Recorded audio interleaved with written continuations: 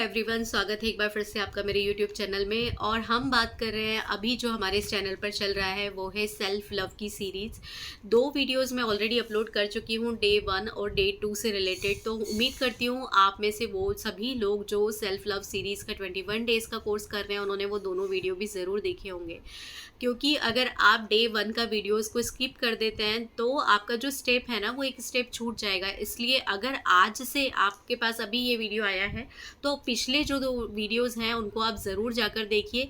एक शॉर्ट में आपको मैं यहाँ पे इंट्रो दे देती हूँ वो लास्ट 2 वीडियो जो थे उनके बारे में। फर्स्ट वीडियो में जो हमने बताया था, कुछ वर्ड्स दिए थे मैंने आपको, उन वर्ड्स को आपको अपनी डायरी में नोट डाउन करना है। उनको डेली बेसिस पर आपको बोलना है खुद से। जितनी बार आप बोल सकते हैं उतनी बार आपको उनको बोलना है। और जो दूसरी चीज़ मैंने आपको बोली थी सेकेंड डे पर, वो ये बोली थी कि आपको अपने आप से बात करनी है और आपको यूनिवर्स से, भगवान से बात करनी है।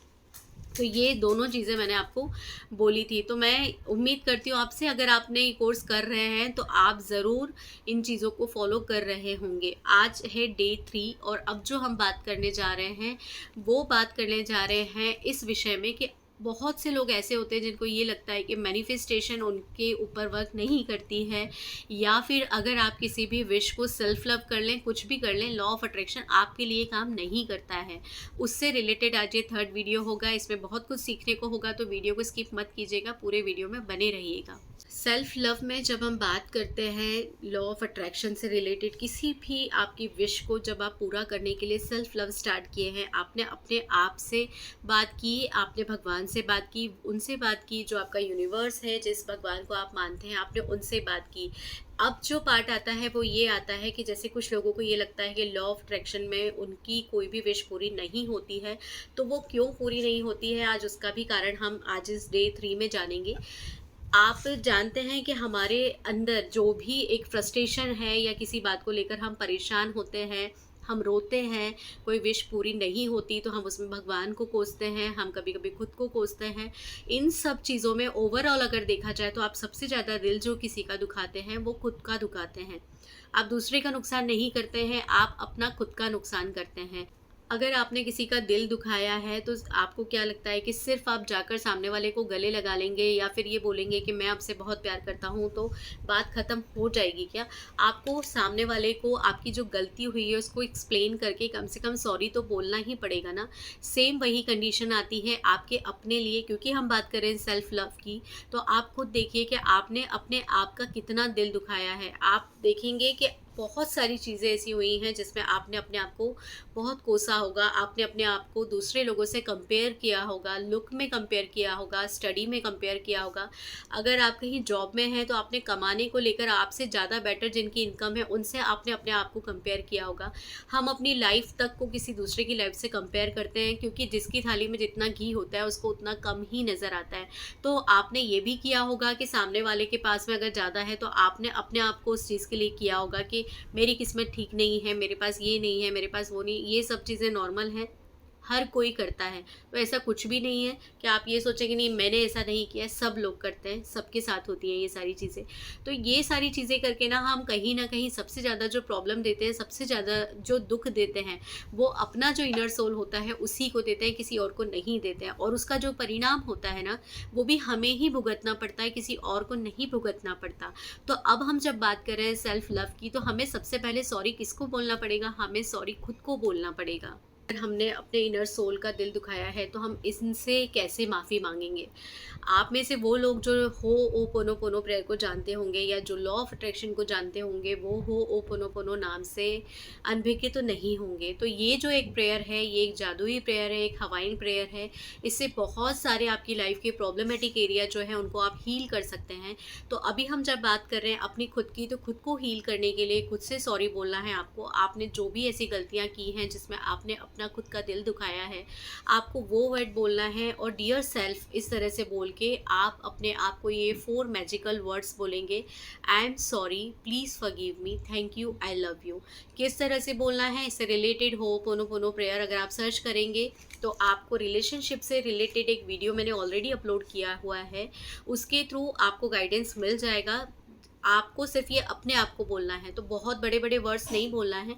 जो गलतियाँ आपने की हैं, जो आपने अपने आप को दूसरों से कंपेयर किया है, ये सारी चीज़ें बोल के आप अपने आप को सॉरी बोलिए, खुद से माफ़ी मांगिए।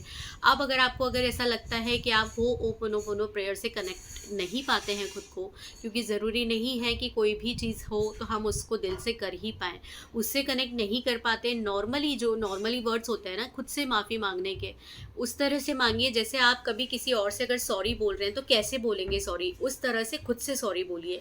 इसमें कोई भी आपको कहीं से कोई वर्ड नहीं चुनना है, कोई बुक्स नहीं, कोई आपको गूगल पे कुछ सर्च नहीं करना है।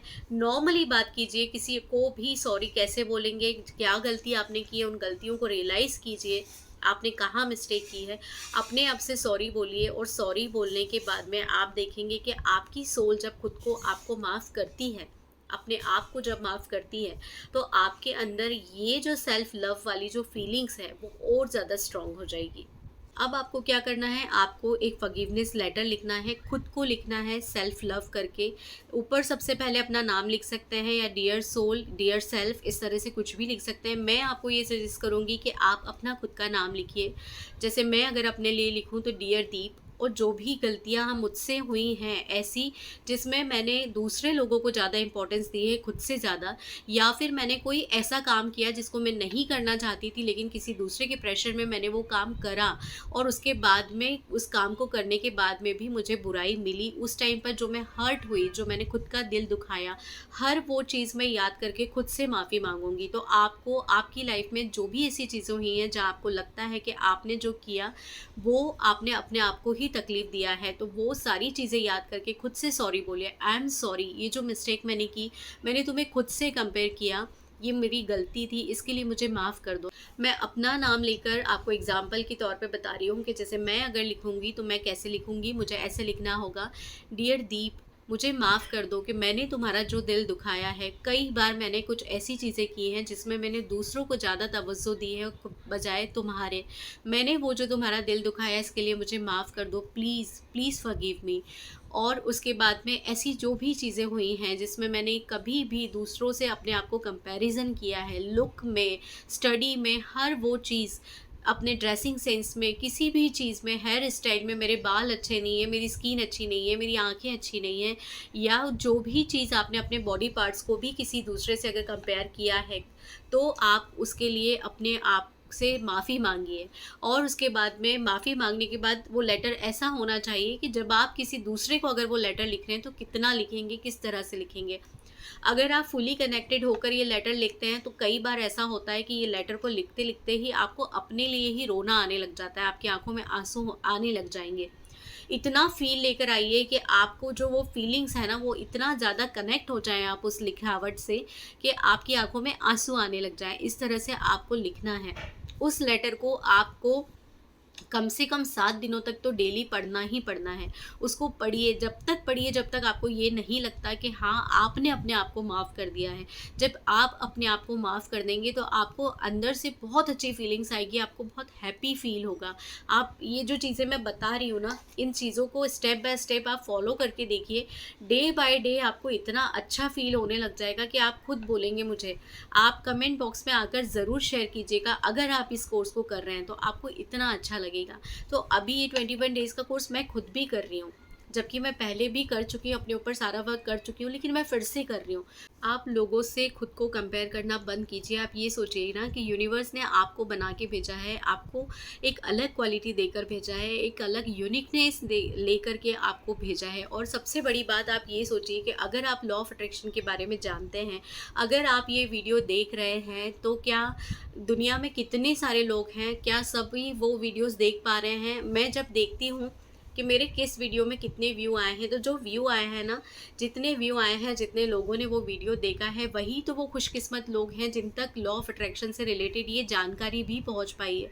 हर कोई देख पाता है कि इतनी लाखों जनता है, करोड़ों लोग हैं दुनिया में, तो वो क्या देख पा रहे हैं? हर कोई देख पा रहा है ये वीडियोस? नहीं देख पा रहा है। कुछ चुनिंदा ऐसे लोग होते हैं जिन तक ये सारी बातें भी पहुंच रही है। जैसे अगर मैं अपनी बात करूं तो जब मैं लॉ ऑफ अट्रैक्शन के बारे में नहीं जानती थी तब की मेरी लाइफ, और आज जब मैं जानती हूँ तब की लाइफ, ऐसा लगता है कि इतनी पूरी ज़िंदगी निकल गई, ये सब चीज़ें हमें क्यों नहीं पता थी।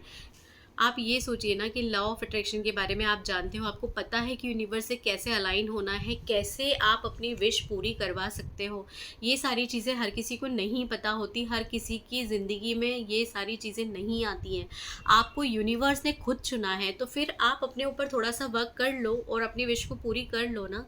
मेरा जो व्हाट्सएप ग्रुप है उसमें जब मैं सेशन करवाती हूँ सेल्फ लव से रिलेटेड, तो उसमें मैं हीलिंग करवाती हूँ, और हीलिंग वगैरह ये जो सब चीज़ें होती हैं, मेडिटेशन होता है, हीलिंग होती है, सेल्फ लव की प्रैक्टिस होती है, इन सब चीज़ों के थ्रू इतने मैजिकल चेंजेस देखने को मिलते हैं लोगों में कि जब कोई बताता है कि उसकी लाइफ में उसने ये मैनिफेस्ट कर लिया है, या फिर किसी को बहुत अच्छा फील हो रहा है, तो अपने आप अंदर से इतना अच्छा लगने लगता है मुझे खुद भी कि मेरा तो आधा मेडिटेशन आधा हीलिंग वही हो जाता है। उसके बाद में अभी मैं आपसे सिर्फ यही बोलूँगी कि कोई भी चीज़ आप कर रहे हैं, अगर आप कोई टेक्निक कर रहे हैं, 555 369 कुछ भी आप कर रहे हैं, ये सब वर्क नहीं करेगा तब तक जब तक आप सेल्फ लव नहीं कर लेते। सेल्फ लव एक फर्स्ट स्टेप है। आपको जब कोई भी चीज़ अपनी लाइफ में मैनिफेस्ट करनी है तो पहले खुद से प्यार करना सीखिए। जब आप खुद से प्यार करेंगे, खुद को हील करेंगे, खुद को फॉरगिव करेंगे, तो चीज़ें आप देखिएगा ऑटोमेटिकली होने लग जाएगी। तो आप अपने ऊपर ये जो वर्किंग है इसको स्टार्ट कीजिए और करके देखिए, उसके बाद देखिए कि कैसे कैसे जादू आपकी लाइफ में होते हैं।